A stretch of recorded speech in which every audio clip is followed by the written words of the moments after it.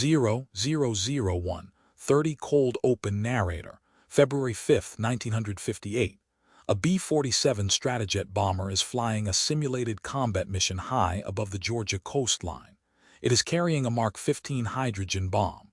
The weapon weighs nearly 4 tons and carries a thermonuclear yield estimated at 3.8 megatons, roughly 250 times more powerful than the bomb that leveled Hiroshima. Narrator. Then, at approximately 2 a.m., another aircraft appears out of the darkness. An F-86 fighter jet flying a training exercise fails to see the bomber. The collision is catastrophic. Both aircraft are severely damaged.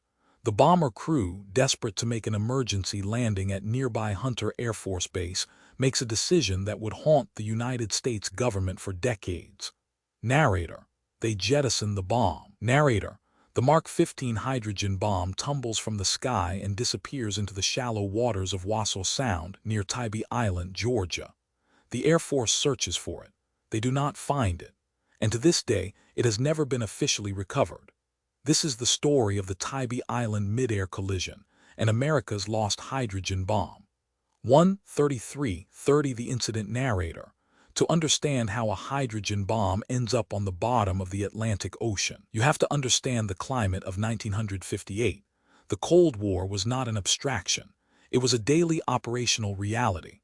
American bombers carrying live nuclear weapons were airborne around the clock, rehearsing for a war that everyone believed was coming. The program was called Chrome Dome, and it kept nuclear-armed B-47s in constant rotation across American airspace. Narrator. On the night of February 5th, a B-47E Stratojet departed Homestead Air Force Base in Florida on a simulated combat mission. The aircraft was under the command of Major Howard Richardson. The bomb aboard was a Mark 15, serial number 47782, a fully functional thermonuclear weapon. Official statements would later claim the weapon lacked its nuclear capsule, meaning it could not produce a nuclear detonation. Critics and independent researchers have challenged this characterization for decades. Narrator. Near Savannah, Georgia, at 36,000 feet, an F-86 Sabre jet piloted by Lieutenant Clarence Stewart was conducting a nighttime training exercise. Stewart did not see the bomber. The F-86 sliced into the underside of the B-47 at high speed. The impact sheared off part of the bomber's wing and left the aircraft nearly uncontrollable. Narrator. Major Richardson and his crew faced an impossible choice. The aircraft was badly damaged. Hunter Air Force Base was close, but landing a crippled bomber carrying a 4-ton hydrogen bomb at high speed on a damaged runway was a risk the crew and ground commanders could not accept. The decision was made to drop the weapon into the water below. Narrator. Richardson flew over Wassaw Sound, a shallow inlet near Tybee Island, and released the bomb from an altitude of approximately 7,200 feet. The Mark 15 disappeared into the dark water. Richardson managed to land the stricken bomber safely. Both aircraft crews survived. The bomb was gone. 3:35:30 The search narrator. The Air Force did not simply walk away. In the weeks and months following the jettison, military search teams conducted an extensive operation in Wassaw Sound. Divers were deployed. Sonar equipment swept the murky bottom. The search went on for weeks. Narrator. They found nothing. Narrator. In April of 1958, the Air Force officially suspended the search. In internal documents that would later be declassified, the conclusion was blunt. The weapon was irretrievably lost. The official recommendation was that the bomb posed no danger in its current location, and that further recovery attempts were not warranted. Narrator. That recommendation, that a 3.8 megaton hydrogen bomb sitting in navigable American coastal waters was simply not worth retrieving, would become one of the most contested decisions in the history of U.S. nuclear policy. Narrator. The waters around Tybee Island are shallow, averaging between 10 and 15 feet in some areas, though Wassaw Sound reaches deeper channels in places. The visibility is notoriously poor. The bottom is soft silt and mud. A 4-ton object dropped from altitude could easily sink several feet into the sediment and become completely invisible to sonar and divers operating in low visibility conditions. This is the explanation the Air Force has consistently offered for why the weapon was never found. Narrator: but that explanation has never fully satisfied the people who live, fish, and swim in those waters.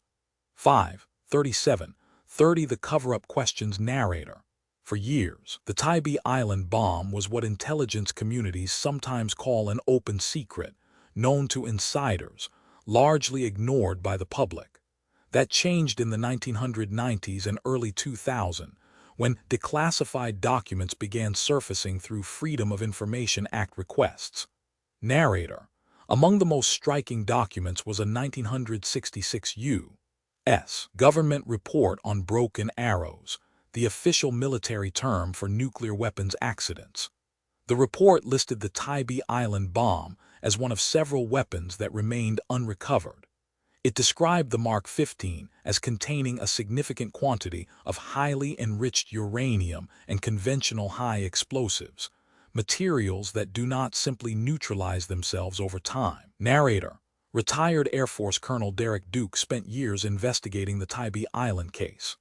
Using a cesium magnetometer, Duke claimed to have located a large metallic object in the mud of Wassaw Sound in 2004, consistent in size and shape with a Mark 15 bomb casing. Duke brought his findings to the Department of Defense. The DoD investigated his claims and concluded that the anomaly he detected was not the missing weapon. Narrator: Duke and his supporters disputed that conclusion.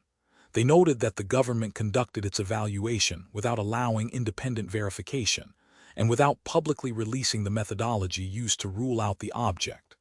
Narrator: the question that lingers is this: if the government is confident the weapon is not a threat and not recoverable, why has it never allowed an independent, fully transparent investigation to settle the matter once and for all? Narrator: the official position has remained largely unchanged for 65 years. The bomb is lost. It is not dangerous. The case is closed. For the residents of coastal Georgia, that answer has never been entirely convincing. 7:39:30 The danger question narrator: whether the Tybee Island bomb poses an active danger is a question that divides nuclear physicists and weapons experts to this day.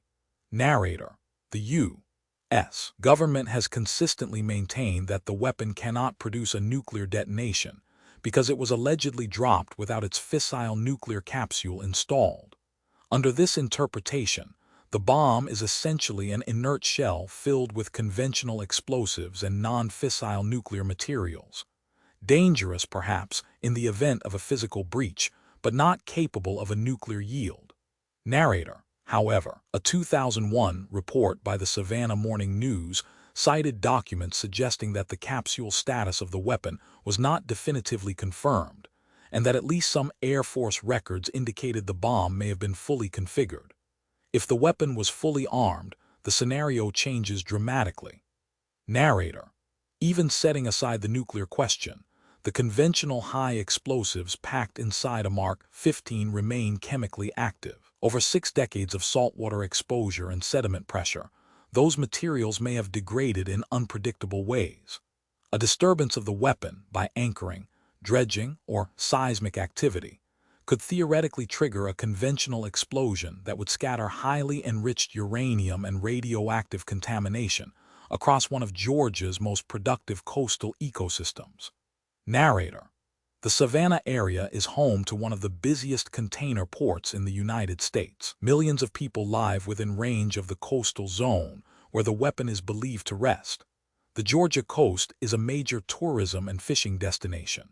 The question of what exactly is sitting in the mud of Wassaw Sound is not an abstract historical curiosity. It is a live public safety issue that the government has chosen to manage through silence rather than transparency. 9:30:11:30 The legacy narrator: the Tybee Island bomb is not unique. The United States government has officially acknowledged losing at least 6 nuclear weapons that were never recovered. These include a bomb lost off the coast of Palomares, Spain, in 1966, a weapon that disappeared near Thule Air Base in Greenland in 1968, and the Tybee Island Mark 15. The actual number of unrecovered weapons may be higher. Many Cold War nuclear accident records remain classified. Narrator: What the Tybee Island case represents in its purest form is the collision between the reckless urgency of the Cold War and the long, slow accounting that follows. For 2 decades, the United States flew nuclear weapons over its own cities, its own coastlines, its own people, in a strategic gamble that assumed the weapons would never actually fall. Some of them did. Narrator: Major Howard Richardson, the pilot who made the decision to jettison the bomb, was awarded the Distinguished Flying Cross for safely landing his crew after the collision. The official narrative celebrated his skill and courage, and rightly so. He kept his men alive. But the other half of that night's legacy, the 4-ton hydrogen bomb settling into the Georgia mud below, was quietly filed away. Narrator: There are people alive today who were children on Tybee Island in 1958. There are shrimpers who have dragged nets across the floor of Wassaw Sound for 50 years. There are tourists who have swum in those waters every summer of their lives. None of them were ever told what was down there. Narrator: The bomb almost certainly still is. 11/30/12/00 out row and call to subscribe. Narrator: The United States government has repeatedly stated that the Tybee Island hydrogen bomb does not represent a credible threat and that recovery is not feasible. Those statements have never been subjected to independent verification. The classified records surrounding the weapon's exact configuration have never been fully released. The object detected by Colonel Derek Duke in 2004 has never been publicly re-examined. Narrator: Somewhere in the shallow, silted waters off the Georgia coast, beneath the surface that millions of people pass over every year, something is waiting. Whether it is a danger, a historical artifact, or simply an inconvenient truth that powerful institutions would prefer to leave buried, that depends on who you ask. Narrator: If you want more deep dives into classified history, government secrets, and the stories they do not want you to find, subscribe to this channel. There are more of these stories. There always are.